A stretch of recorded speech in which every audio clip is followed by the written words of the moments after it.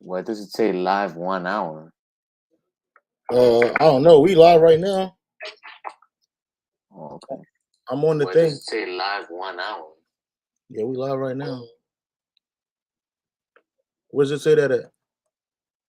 Or just on my screen where it says live and the countdown is up on the upper left corner? Or maybe it's just mine. I don't know. Where the red button is? Where it says live? Yeah. Yeah. Yeah, it don't say that. It says live 0:57 seconds. Oh, okay. Yeah, it's mine. Yeah. Oh wow, check this out. Hey, the proper term for the butt of the bread is the hill. Definitely. You know what I'm saying? And that's what we are in this world, bro. We're the fucking hill, man. You know what I'm saying? Anyway, Salaki about that. I want to start off by giving all praises and honor and glory to Yahweh, Yahweh Shai, Bahashem, I want to say double honor to the apostles and the bishop elders at Great Millstone for teaching his word in truth and sincerity and for ruling well. And salutations to our fellow Akim across the four corners of the globe, preaching and prophesying in the name of Yahweh Bashem Yahweh Shai. Hey, I'm the brother Gabar YAHAWADAH. This is the brother Kahanallah. We the brothers from GMS, two of the brothers from GMS Hawaii. Okay, and we got together, we had jiu-jitsu tonight, and after we, did our thing, our training, I had mentioned to the priest that we should do a video tonight in regards to Israel and Judah being oppressed together. Okay, and this is titled, this lesson is happily entitled, "We Are the Butt of the Bread." And this was from a conversation I had with Elder Moatazat from LA earlier today. And we were talking about, just how Jake is in a bad way down here, man. And it's things in this world that, the average Jake, the average Israelite, so-called Negro, Latino, Native American will never be able to do. And what inspired that conversation was I was watching a video of this Edomite. She's like 16 years old, and she got a pilot's license. You know what I'm saying? She get to fly planes. 16 years old. Her parents got money. You got to have money. That shit is expensive. It's not super cheap. And when we 16 years old, a lot of us are getting ready to get put out of our houses in the next 2 years. We got to basically fend for ourselves. We have no inheritance down here. And it's not just so-called Black people that suffer from this. So-called Latino and Native Americans go through the same thing day in and day out, which shows that we're the Israelites. Can you get Jeremiah 50 and 33? And share your screen, brother.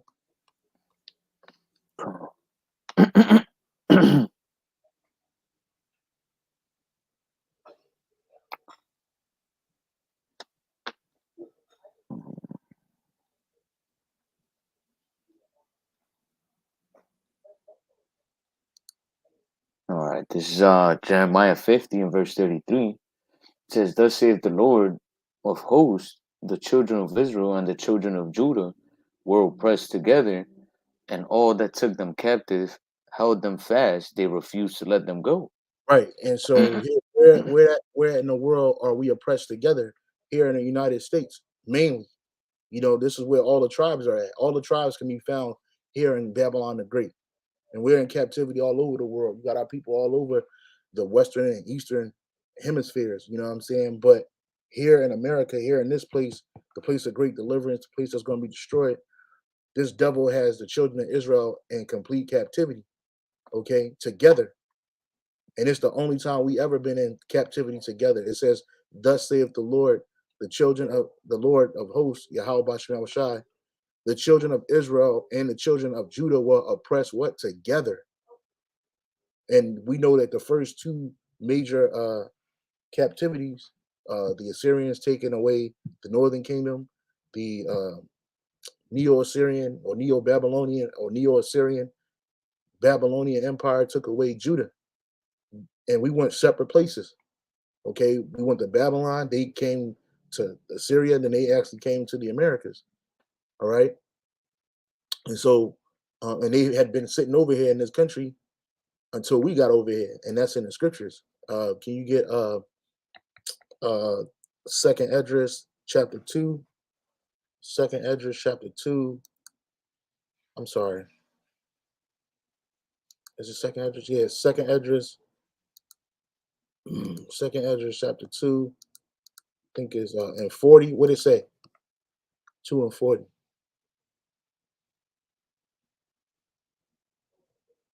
No, that's not it. 3. Let me see. Just bear with me, brother. Just bear with me. Second Esdras.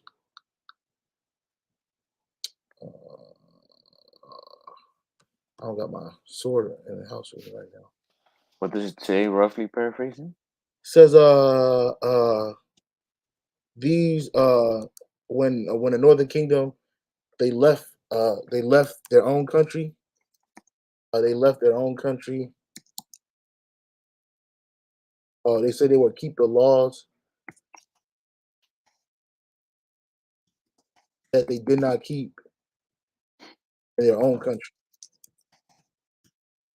It speaks Second about Esdras 13. yeah, Second Esdras 13. The water, brother. Yeah, 13 and 40. You're almost there. This is Second Esdras 13 and verse 40. Click on it so you can make it bigger. Yeah. Yeah. Second Esdras 13 and 40 says, "Those are the 10 tribes which were carried away prisoners out of their own land in the time of Hosea the king, whom Shalmaneser the king of Assyria led away captive, and he carried them out over the waters, and so came they into another land." You go to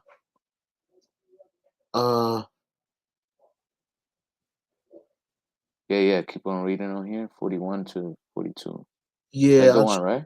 I was looking at start at 39.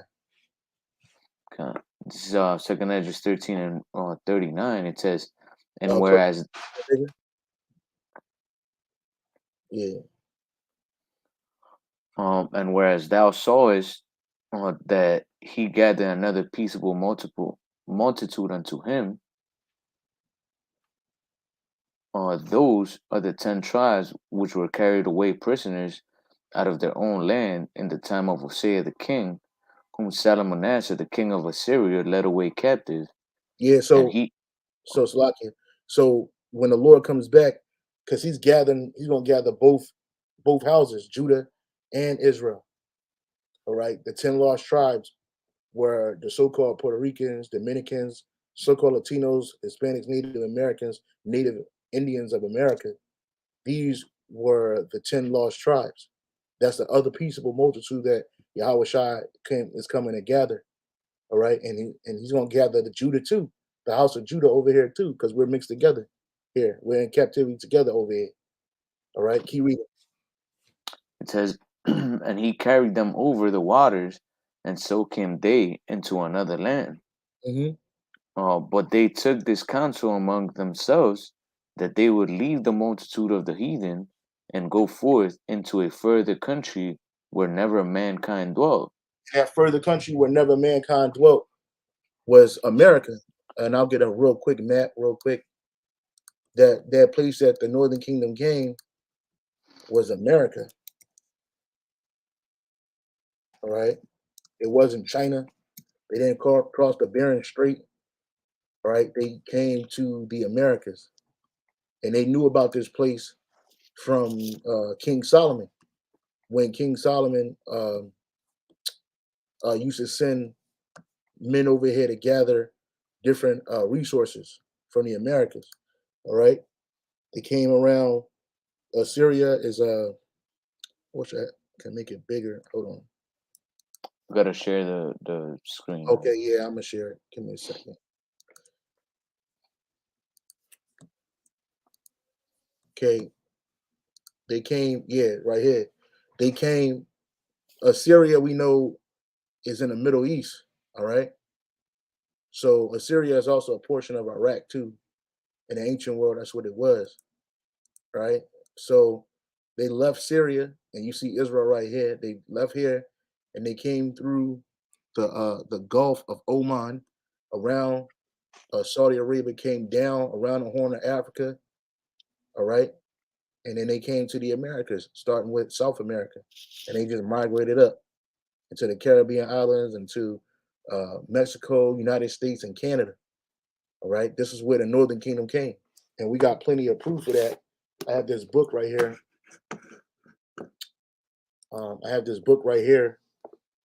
So I can't see it, but it's by Timothy R.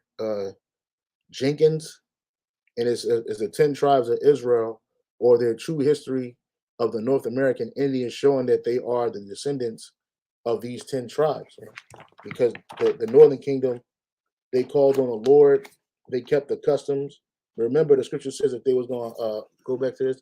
It says they were going to keep their customs. Sorry, where's it at? Right here.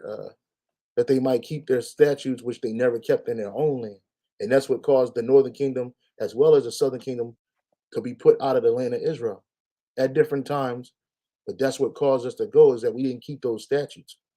Okay, so it says right in this book right here. Let's see if I got something.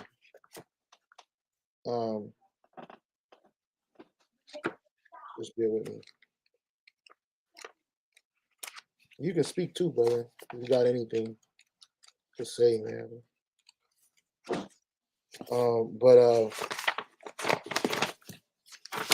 It's definitely a lot of evidence showing that the Northern Kingdom are the so-called Native American Indians, so-called Latinos, and Native Americans of the Americas, man. There's a lot of information. I don't want to make this a history lesson, so when I find the information, I'll bring it out. I know it was highlighted. But anyway, let's keep on reading, brother. So 2 Esdras 13 and 42, it says that they might keep there the statutes which they never kept in their own land. And they entered into Euphrates by the narrow places of the river. Right, and we just showed you that. It said they entered into the Euphrates, which we know that the Euphrates River comes through Mesopotamia, which you call Iraq, right here. Let's get a map of the Euphrates River.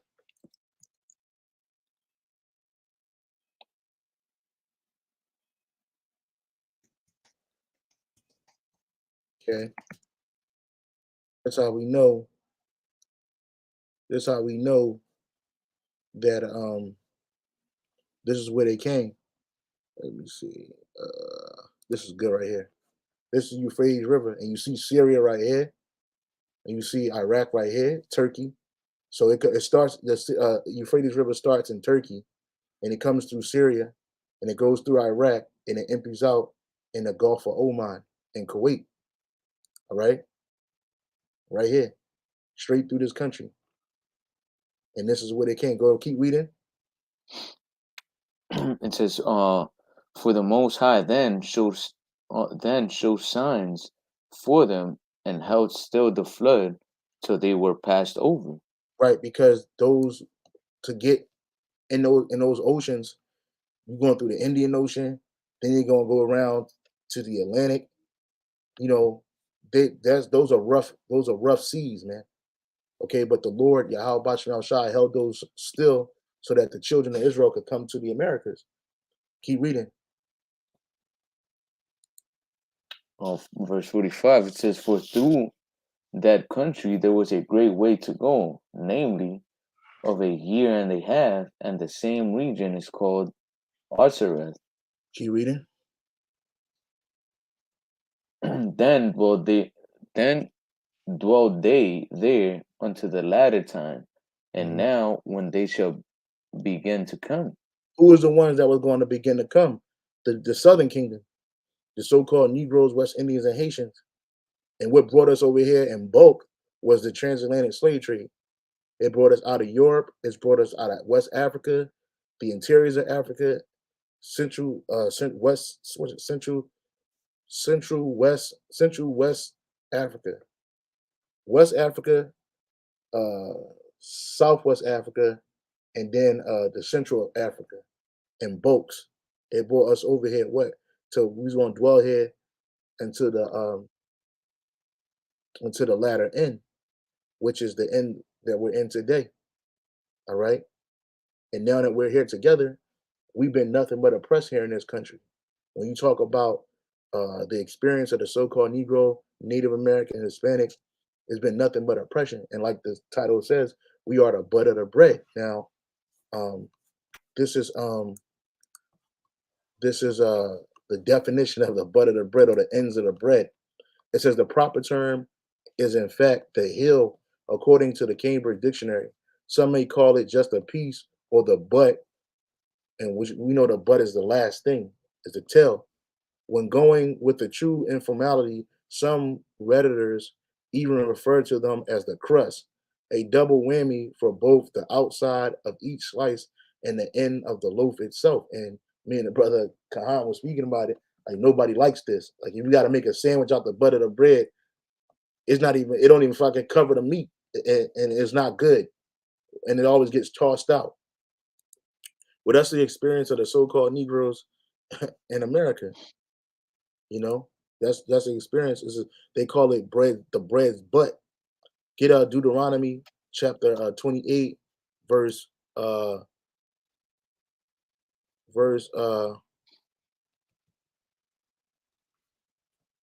start at 43. Deuteronomy 28 and verse 43. It says, the stranger that is within thee shall get up above thee very high, and thou shalt come down very low. He shall lend to thee, and thou shalt not lend to him. He shall be the head, and thou shalt be the tail. Yeah, he shall be the head, and thou shalt be the tail. And that's why, going back to that conversation I was having with Elder Muatazar, these Edomites, first of all, this is their world. You know, they get to do these things that some of us don't even dream about. But it's like an imagination thing for us. But they get to do it because this is their world. But in the world of the heathen, we are the what? We are the tail, and they're the head. And that goes from the curses that was levied on us. The scripture says that I'll go up to verse 15. Verse 15, it says, but it shall come to pass, if thou wilt not hearken unto the voice of Yahweh thy power, to observe, to do all his commandments and his statutes which I command thee this day, that all these curses shall come upon thee and overtake thee. And that's right. That's one of the curses, that we're the tail and not the head. When the Lord created us to be the head. Go up to verse 13. Verse 13, it says, and the Lord shall make thee the head and not the tail. Start at 9. Deuteronomy 28 and 9, it says, the Lord shall establish thee an holy people unto himself, as he has sworn unto thee. That's what we're supposed to be. But we broke that covenant, we broke the agreement, and now we're not looked at as a holy people, separate unto the Most High. We're just looked at as like we're just every other heathen. But we don't have the same experiences here as these other heathen nations, man. We don't have the same quality of life. You know, you look at these other nations, they come over here to this country and any other place and they thrive. And in order for our people to thrive here, you just got to be wicked. You got to be with Esau, his agenda. You got to be on the side of the enemy. Go ahead, brother. It says, the Lord shall establish thee a holy people unto himself, as he hath sworn unto thee, if thou shalt keep the commandments of the Lord Yahweh thy power, and walk in his ways. And all the people of the earth shall see that thou art called by the name of Yahweh, and they shall be afraid of thee. Yeah, which they're not afraid of us now. That's why they kill us, destroy us, they oppress us. They oppress us with impunity. You know, it don't matter to them. But then in the same breath, they'll say that we're all the same people. We need to work together. They speak against hate. You know, they claim to speak against hate. You know, when you speak the truth, they call it hate. But we experience nothing but hate here. And that's all the 12 tribes on that chart, starting from the so-called Negro, African American, all the way down to the so-called Mexican, so-called um, Hispanic. Keep reading.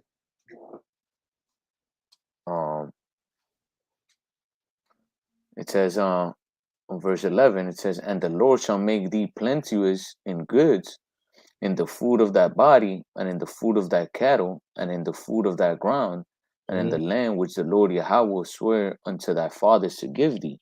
Yeah, which The is Lord, the land of Israel. Go ahead. the Lord shall open unto thee his good treasure, the heaven, to give the rain unto thy land in his season, and to bless all the work of thine hand, and thou shalt lend to many nations, and thou shalt not borrow. Yeah, and we're not doing that. We're not the head of no economics on this planet. Who's the head right now? Esau, Edom, and he in league with these other nations, showing you that we're not living through the blessings right now. But in the kingdom of heaven, we will. We're gonna lend to these nations, and they're not gonna lend to us. We're gonna press our I'll get it. Keep reading, bro. I don't know if you know this. I forget this dude's name. He's like well, I don't know if he's a psychologist, so I don't know, but he's a like a small hatter, and he gets hired to like speak to to colleges and whatever, to college students and whatnot. Yeah. And I saw a video of him, and he was talking to like I believe they were probably like professors or something, but they were like Judahites, Mhm. and they were like telling the dude, they were like, oh, that there was like basically inequality between like blacks and especially the white races. And then the dude was basically blaming uh the the condition of the majority of our people are in on our people, which yeah, it is to an extent, but also Esau has been systematically creating these environments for our people, man, and ultimately that's the hand of the Lord. you know so as we're reading through these curses, yeah, there's some jakes that do have money, that do well in this side, but majority of our people are in poverty, man. And those that do make it, so-called make it on this side, they're doing it through what? Through wickedness, man. Idol worshiping, chiefly idol worshiping, because Jake that has money and it became something is because of the love of they have for money. They have this ambition for money, and they're like, oh, I'm gonna do whatever it takes to get this bag, whether it's becoming a doctor or becoming a rapper, a football player, whatever it is, man. And to them, in their mind, is like, fuck everything else. I gotta get this money, which Yeah, that's the love of money. and that's the root of evil. So I That's typed this right. up while the brother was speaking about this. It says, I typed in, how did so many U.S. cities become ghettos? It says the origin of these areas are specific to the United States and its laws, which created ghettos through both legislation and private efforts to segregate America for political, economic, social, and ideological reasons, de jure and de facto segregation. And that's what these ghettos, that's what these places that our people live in. And when you go to the ghetto, who do you see there? You see the so-called Negro, the so-called Hispanics, okay? Native Americans are sprinkled in there too, but they got the reservations, and they're living through hell on there, you know? That's right. This is like the brother said, like, yeah, it's our fault that we're in this condition because we sin against the Lord. But these nations, they took it a step further, and they created what you see. You got these favelas all throughout South America. You know, I don't know what they call it in Colombia, but in Brazil, you know, Jake, this is Jake living in squalor, man. Jake living in squalor in America, wherever our people are at, and that's a sign. The scripture says that these curses will be a sign and a wonder on us, man. You know, a sign and a wonder of what? That we're the Israelites, man. You know, because Oh, the so-called white man don't live like this. The so-called white man don't live in the conditions of squalor and destitution and and disenfranchisement. They don't live in a red line areas. And if they do, it's only because they're poor. But they still have that Edomite supremacy to fall back on if they clean themselves up. But our people, we don't have that. because even in in South American countries, man, Jake is living in these conditions, but you see the what you would call the average Edomite, they don't necessarily have the billions and the trillions of dollars, but they're down there living the high life, man, and not in their chief, cities or chief country of Babylon the Great, but they're down there where Jake lives in the lands that they took from our people, living the high life, man. Because you see all those favelas, the ghettos in Colombia, they're called comunas, and you see the only people that live there is Jake. But then, right a couple of blocks away from these places, man, you see these predominantly, Edomite, whether they Spaniard or Portuguese or French, uh, Edomites living really good, man. Don't think that brothers. I don't know if brothers and sisters know, but in South American countries, there's people that are living the fucking high life, and a lot of them, or majority of them, are Edomites, man. That Or look small like so-called, yeah, kind, and that look, they have like this mixed look, but they're either small hatters, Amalekites, or they're like Portuguese or Spaniards. A lot of people like to mix Spaniards, people from Spain, with Latin American people. And if you ask a Spaniard if we're the same people, they'll be like, hell fucking no. They look at the South American or Latin countries like if we're like the trash of the earth, Yep, and well, and those are Edomites. in this world we are, and these are Edomites. Like this is a sum of like I had type in the wealthiest Colombian family, and they said the Santo Domingo family, whose They're all collect Edomites. whose collective fortunes make them among the richest families in the Americas. And it's the same thing when you go to Brazil. You know, the Santiago family, Santo Domingo family is a Colombian family whose collective fortune makes them among the richest in the Americas. They have also been known to dominate the bear market. Um, I don't know these people. I never heard of them before. It says this is one of the people, Julio Mario Santo Domingo. It says he was born in Panama City. Julio Mario Santiago Benitez, the youngest of the four children. His older siblings were blah, blah, blah, blah. His father was a banker, described as austere and disciplined, who made fortune buying companies weakened during the Great Depression. Yeah, ain't no Jake get to capitalize on that. This dude, he ain't one of our people, man. This dude's I don't know who he is, but he ain't no Israelite, you know. And it's the same thing when you go to Brazil. Uh, Brazil's wealthiest families, right? You got the top 10 wealthiest people in Brazil, and they ain't no Afro Brazilians. I'm gonna tell you that right now, because Brazil has the largest population of Southern Kingdom down there in the Americas, in the world actually, and then America is right behind them. So it says right here, yeah, look, Edomites, Jorge Paulo Lamon. Look, more Edomites, Carlos Alberto Scupio, net worth $8.8 billion. These are not real Brazilians. These are Edomites that you know, fell into that nation, and they got wealthy, and they do the shit all over the world. You know, And they set up, you know, traps and snares for our people, man.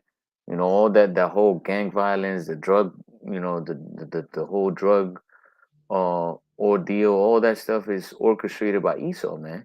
And since they took all the resources of the country, destroyed the countries through economic hitmans, you know, they basically give no option to our people but to be criminals and, you know, act like fools, man.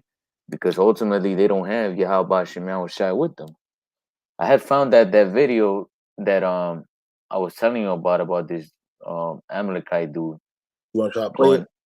Yeah, kind. I'm gonna share it real quick. But I don't know if you could hear it. We'll Let me see just pass you the link. the link. And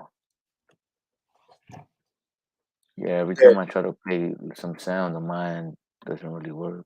like the brother was saying about these different countries. I typed in the top natural resources in Brazil.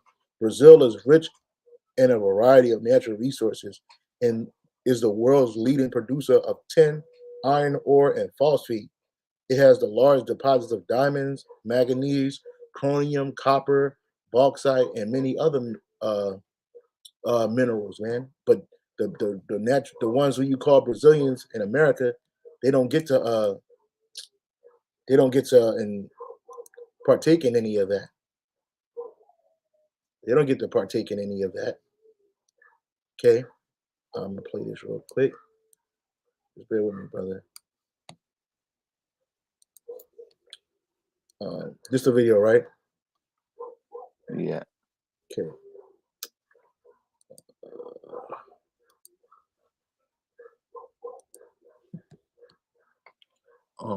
Which is it? Speaker debunks black poverty.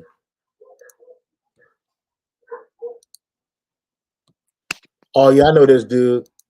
Yeah, I forget this dude's name. Oh yeah, Ben Shapiro. He's a fucking demon.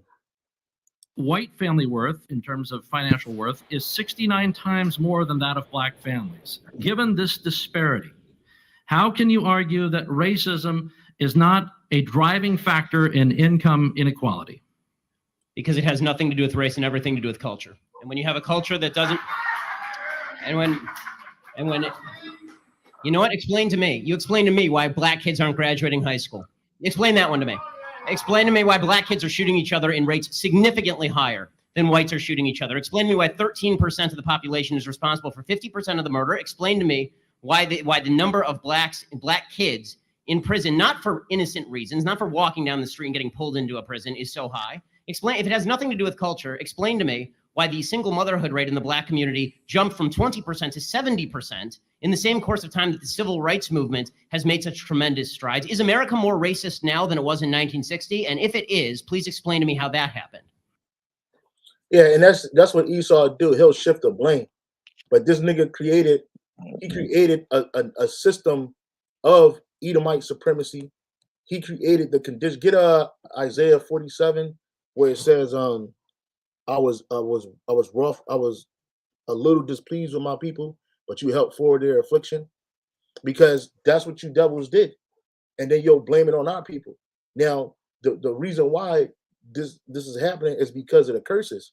That's the first thing. All right, is the curses. All right, before you get to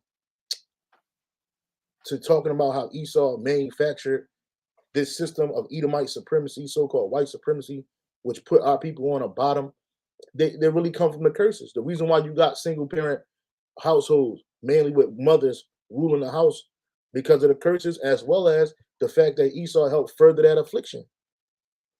Is this it right here? Around 1 and 15? Was that it? Oh yeah, that was it. Yeah, that was it. So I said Isaiah 47. I could have swore it was in Isaiah 47. Go ahead and read, bro.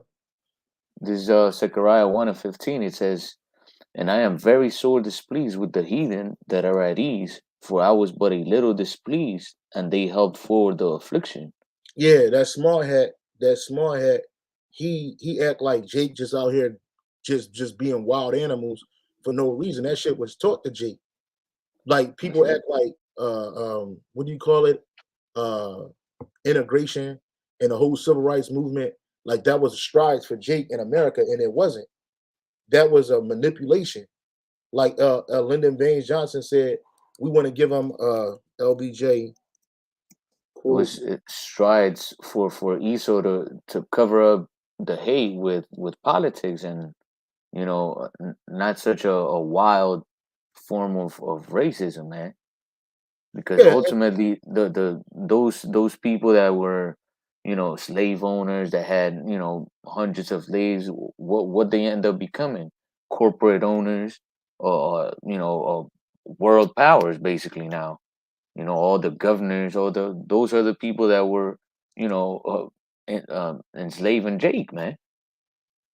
But since they couldn't do it open anymore, they would just said, you know what, let's just create this system that is going to benefit us and keep these people in oppression.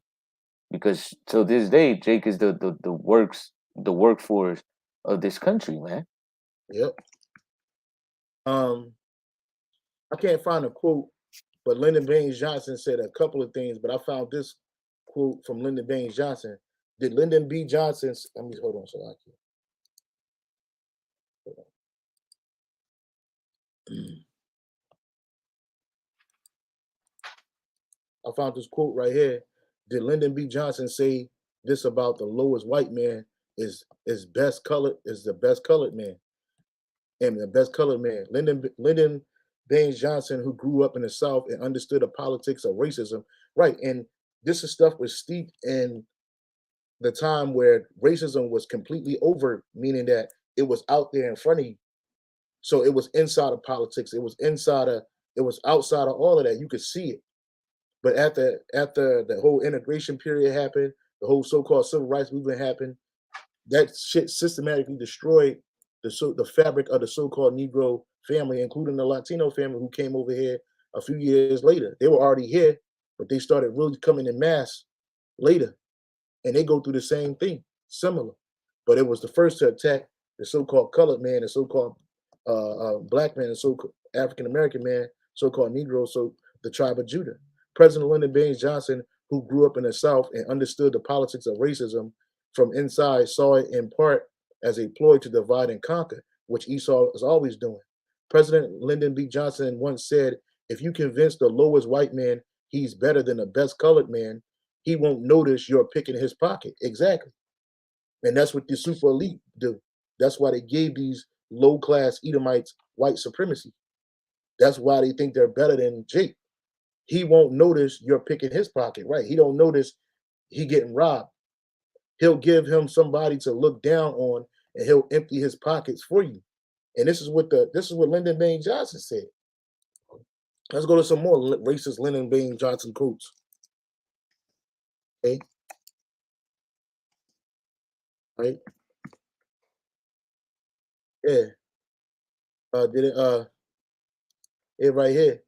It says, did LBJ say, I'll have those niggas voting Democratic for 200 years? And niggas disproportionately vote Democratic, man. It says unproven, but it's known. It says President Lyndon Baines Johnson once said, I'll have those niggas voting Democratic for 200 years. The viral origin circulating that attributes following a statement, Lyndon Baines Johnson, I'll have those niggers voting Democratic for 200 years. These Negroes, they're getting pretty uppity these days. And this is coming from your political spirit. So if he thinks like this, you already know all them Edomites on top was thinking like this. So they're going to create legislation that disproportionately marginalize so-called Negroes and Latinos and Native Americans. Oh yeah, they'll put your woman in power. You go to the Supreme Court, you got a so-called Latino woman, so-called black woman, so-called black man, and none of them people care about their people and apply to their people. They're not even in a position to enact change for their people. So it says these Negroes, they're getting pretty uppity these days, and that's a problem for us since they've got something now they never had before, the political pull to back up their uppityness. Now we got to do something about this. We got to give them a little something, just enough to quiet them down, not enough to make a difference. So going back to what Ben Shapiro was saying, he talking about why black people are disproportionately in prisons. You got something called the prison industrial complex. Go to Ezekiel 35 and 5. You know, and then go to Obadiah 1 and was it thou sendest thy mother's son, thy own mother's son? I think it's like 5 or 7, one of them. But go to this verse right here. See, this is the reason why we live in a system that's set up for Jake to go off. They had a thing in the 80s where they were dropping guns in the middle of neighborhoods, man, where so-called Negroes was at, man, from Chicago to LA. I'm sure they did it in the Philadelphia and New York too. They just dumped these military grade weapons, and Jake was just getting them. They used to have gun stores in the ghetto. They closed them. Then they got wine liquor stores all throughout the ghetto. So they keep you inebriated, keep you high, keep you drugged up. When the whole drug, because a lot of these murders and senseless killings or whatever, it stem from either weapons, illegal weapons or legal weapons and drugs, which both infiltrated the so-called Negro, Latino, Native American hoods. That's a part of oppression, man. For him to say what he was saying, the reason why most of these single parent homes is because of what? Because you had the introduction of welfare. You had the introduction of social programs that the only way you can get it if the man wasn't in the house. And then it became a tradition amongst Jake. It only take 1 or 2 generations and they just start following the program. You got it, brother. Slovakia. That's right. This is the book of Ezekiel 35 and 5. It says, because thou hast had a perpetual hatred and hast shed the blood of the children of Israel by the force of the sword in the time of their calamity, in the time that their iniquity had an end. Therefore, as I live, saith the Lord power, I will prepare thee unto blood, and blood shall pursue thee. Since thou hast not hated blood, even blood shall pursue thee. That's right. Break it down, brother.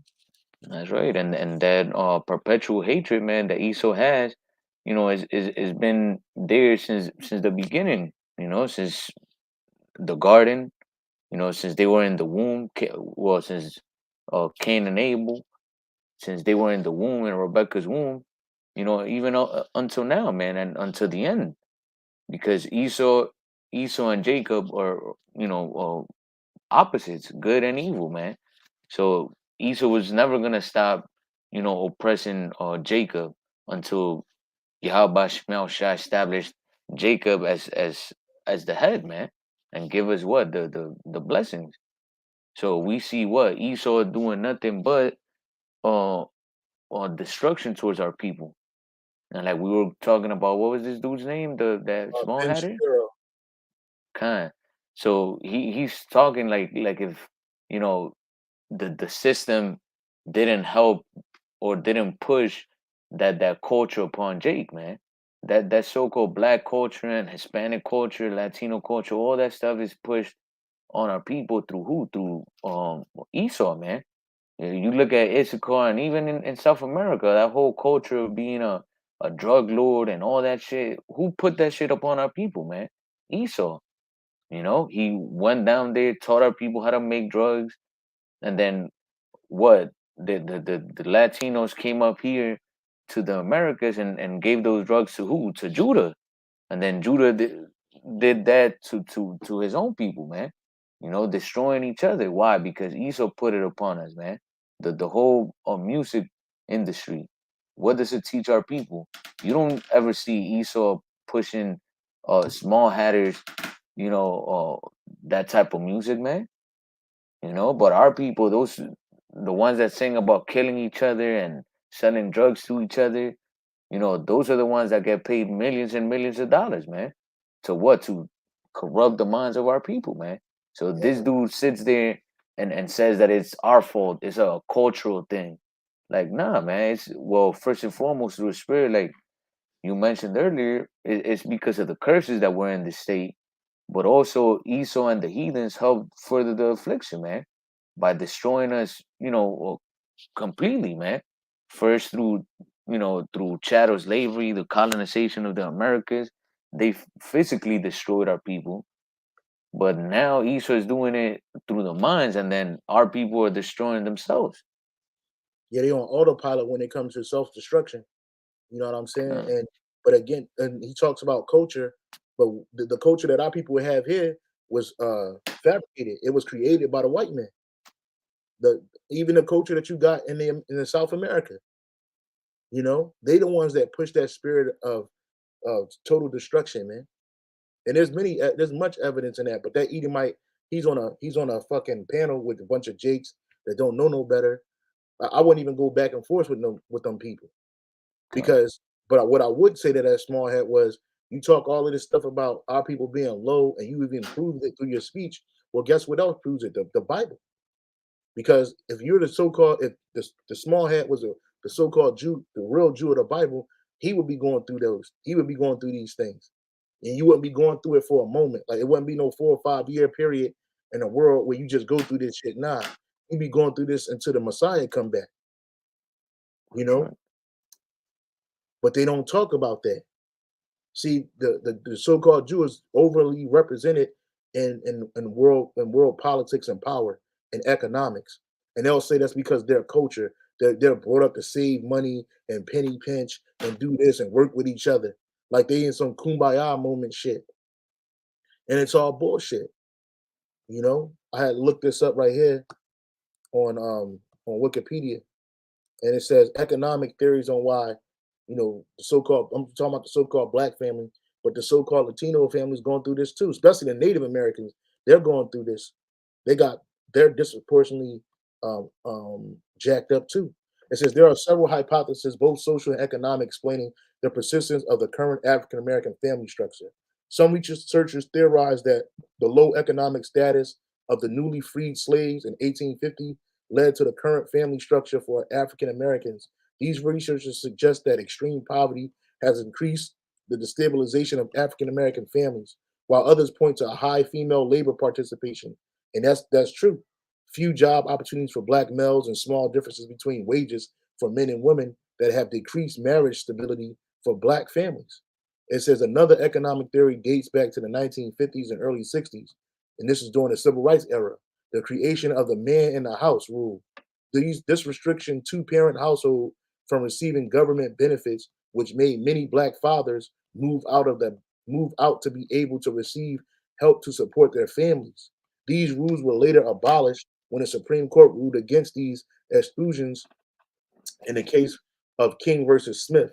Economic status has proved to not always negatively affect single-parent homes. However, rather, in the 1880 census, there was a positive relationship between the number of black single-parent homes and per capita county wealth. Moreover, illiterate young mothers in the 1880s were less likely to reside in a home with a spouse than illiterate mothers suggest the economic factors following slavery alone cannot account for the family style seen by African Americans, since blacks who were illiterate and lived in the worst neighborhoods were the most likely to live in a two-parent home. Well, we had two-parent homes because Jake tried to keep the family together. But when you had Esau putting his hand in there, you know, fucking shit up, that's where you get it at. That's where you get it at. It says right here, the decline of the black marriages. The rate of African American marriages is consistently lower than white American and is declining. These trends are so pervasive that families who are married are considered a minority family structure for blacks. In the 1970s, 64% of adult African Americans were married. This rate was cut in half by 2004 when it was 32%.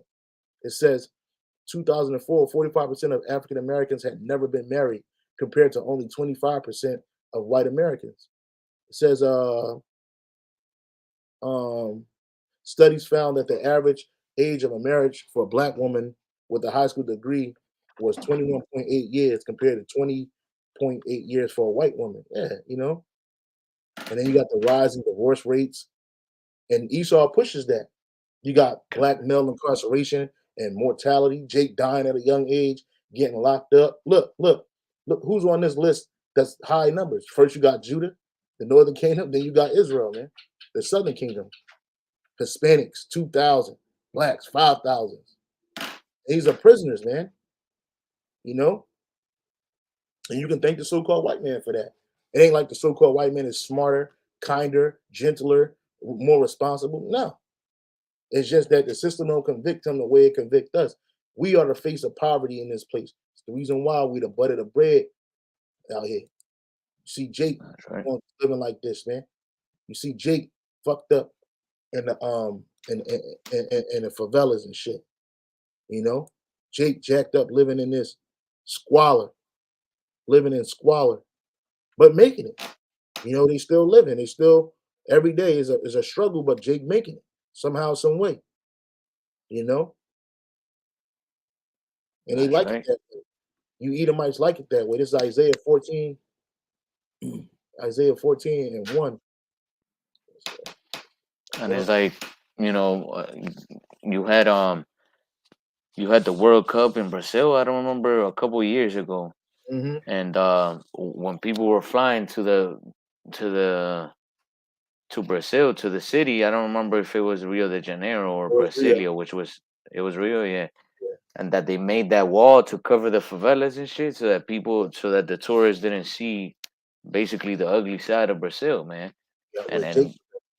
And guess where all that money from the World Cup went to? To all those Edomite families or corporation owners, because the World Cup brings billions of dollars, man. And you didn't see none of that money go to Jake out there. It wasn't just the World Cup; it was the Olympics. It was the Olympics. Oh yeah, the Olympics too. Olympics. Yeah. And and like the brother said, like they capitalized that. That shit didn't go to the people. None of that money ever goes to the country's people. It goes to the ruling elite, the ruling class. You know, it's like a big Hogwarts game. You know, it's like Quidditch or some shit. All these witches and warlocks from these different schools come together and they play games and shit like it's all good. You know, fuck you people, man. Anyway, it's Isaiah 14 and 1. For the Lord will have mercy on Jacob. That's right. YAHAWADAH is going to have mercy on the nation of Israel and will yet choose Israel and set them in their own land. That didn't happen in 1948 because this is not our land. This is not our rest. No matter where we're at, we're not in our rest. We're in the hands of our captors. And the strangers shall be joined with them, and they shall cleave to the house of Jacob. And the people shall take them and bring them to their place. And the house of Israel shall possess them in the land for servants and handmaids. And they shall take them captives, whose captives they were. And they shall rule over their oppressors. Right. We're going to take you nations to our land in Israel, and y'all going to build our land. Okay, y'all going to be oppressed. We're going to oppress y'all. We're going to destroy y'all. It says, the nations of the world will help the Lord's people to return. That's right, because y'all going to be bringing our people here too. The Jakes that don't get beamed up from here, wherever they at in the world, y'all going to bring them the fuck up out of there, and they're going to come home. You're going to bring them home. All right, it says, the nations of the world will help the Lord's people to return, and those who come to live in their land will serve them. So any of you nations you come to live in our land, which you ain't going to be living like we living, you're going to just be the servants in our land. If you live amongst our people, you're going to be a servant, and you're going to be relegated to a service class for eternity, man. We ain't going to oppress you for eternity, but you're going to be a servant. You'll never reach the height of an Israelite. Those who capture Israel will themselves be captured. Go to get Jeremiah. What is it? Jeremiah, I want to say 30 and 16. It says the nations of the world will help the Lord's people to return, and those who come to live in their land will serve them. Those who capture Israel will themselves be captured, and Israel will rule over its enemies, man. And our enemies are you other nations, starting with the nation of Edom.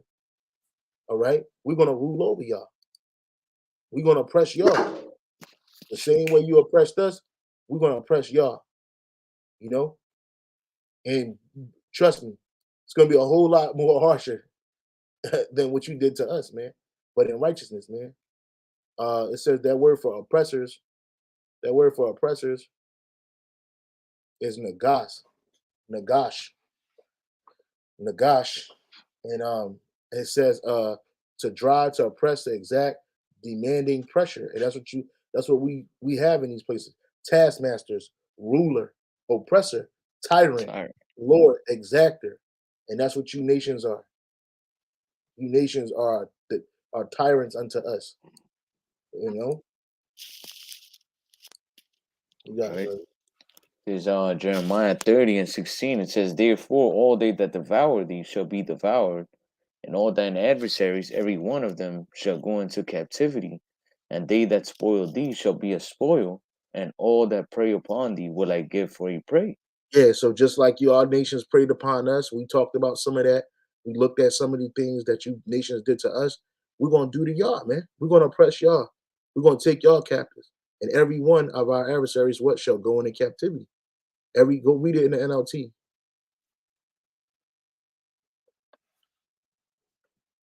This is Jeremiah 30:16 in the NLT. It says, It's on the bottom.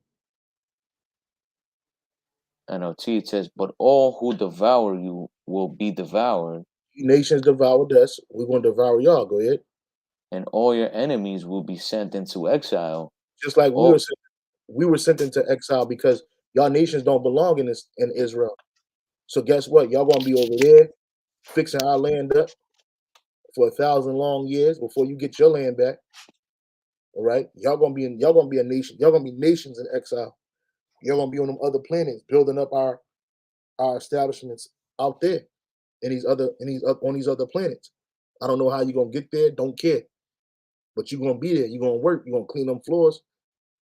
You're gonna build them cities. You're gonna build them walls, man. Just like we did, and we're gonna oppress you, man. Okay, don't think that this 1,000 years, 1,000 long. Look how soon you forget the past in 500 years, man. How much more? 1,000 years, and it may not even be 1,000 years to the T. It might be 100 years up to the Lord, up to what YAHAWADAH want, man. But it's still gonna be considered 1,000 years. It ain't gonna be no shorter than 1,000. You can guarantee that, and it's gonna be slow. It's gonna be super slow, man. That's right. You're just not gonna know what it's like to live in a palace. You're not gonna know what it's like to traverse the world in leisure. You're not gonna know that anymore. You ain't gonna be flying in the air in airplanes and shit. You're gonna see us in chariots, like the chariots behind the priests. We're gonna be flying in things like that, man. Our children, our 16-year-olds, they're gonna be grown men. At 16, you grown. You know what I'm saying? At 16, shit, at 12, you grown. You know what I'm saying? By the time you 16, you're gonna have established a family. You know what I'm saying? You're gonna establish a wealth and inheritance, man. That's what our kids gonna have, man. We ain't gonna know. Our children ain't never, just like you Edomites don't know what it's like to be impoverished. We ain't gonna know that. We're not the least of our people. Keep reading. It says, "And all your enemies will be sent into exile. All who plunder you will be plundered, and all who attack you will be attacked." Yeah, so you nations, you attacked us, you plundered us, y'all gonna be attacked. And we're gonna plunder y'all for y'all goods. That's right. When we come out of them chariots, we're not gonna be diplomatic with y'all. We is gonna be tyrannical, man. You know, in righteousness though. That's right. We're gonna bring a tyranny to this earth that's never happened before. Let me see if I can for tyranny. You know, tyranny. Check this out, brother. Tyranny, right? Y'all nations though, we're gonna be like General Zod out here, man. It says tyranny is extreme and extremely. Oh, sorry, slack here. Go back like that one. It says an extremely oppressive, unjust, or cruel ruler, and we're gonna be just. We're gonna be a just, cruel rulers, man. It says an absolute ruler who governs without restriction, and we're gonna do that under YAHAWADAH. We're gonna govern you nations without restrictions, just like y'all govern us without restrictions. Especially one who sees power illegally. Nah, we're gonna seize power legally, man. We're gonna seize power legally because it belongs to us. All right. All right. It belongs to us. A cruel and oppressive ruler. We're gonna be tyrants to y'all, man. You know what I mean? Because y'all been cruel and oppressive to us, you know. Slovakia. We're gonna be tyrants to y'all. It says a cruel and oppressive ruler, man. Did not the Lord said we're gonna break the nations with a rod of iron as a potter destroyer of a vessel, man? You know what I mean? That's oppression, man. You know, It says right there, Yep, you got it. the synonym, it says oppressor. Yeah, oppressor, dictator, oppressor, authoritarian. We're gonna have an authoritarian rule over you, man. Okay, authoritarian is authoritarian. See, that's a beautiful thing about YAHAWADAH, man. He make two things at a time. You know, one good, one bad, one hot, one cold. He does this. One strong, one weak. You know, there's always the other side. And Esau, he's been trying to hide it from the other side. Authoritarian, favoring or enforcing strict obedience. And that's what's going to happen in the kingdom of heaven. There's going to be strict obedience, man. Strict. That's right. Yeah, if you go off anything, you're going to be dealt with severely, man. It says favoring or enforcing strict obedience to authority, especially that of the government. And the government coming from Jerusalem going to be harsh on you nations, man, at the expense of personal freedom. And you ain't going to have no personal freedom. That's what you nations got right now. But we don't have personal freedom. It says right. Showing a lack or concern for the wishes or opinions of others. The same thing you nations have for us. Y'all don't care about our opinions. Y'all don't care about our wishes. Y'all don't care about our demands. Y'all don't care about anything, man. It's going to be it says domineering, dictatorial, man. That's what we're going to be. We're going to be some real dictators, man. That's right. It says, a typical ruler with total power. And we're going to have total power, man. True power. We're going to have that over you nations, man. You got anything, brother? Nah, that was pretty much it. I was looking at other words that came underneath that, but yeah, that's hey, it's gonna be just what your nation, especially Esau, did to our people, man. You're gonna have to suffer double, man. Like the scriptures say, give unto her double. Yeah, that's right, man. So he closes out, brother. Wait, so with that, Akim and Akwad, we hope the lesson was edifying. Again, all praises, honor, and glory going to Yahweh, by Hashem Yahushua, by Hashem Kakadash. Double honors to the apostles and others, a great milestone for teaching truth and for ruling well. And peace, salutation to all you Akim out there pushing and defending his gospel throughout the four corners of the earth, as well as to the believers anyhow, by Hashem Yahushua, the man as well as the woman. Hey, shalom, till next time. Shalom.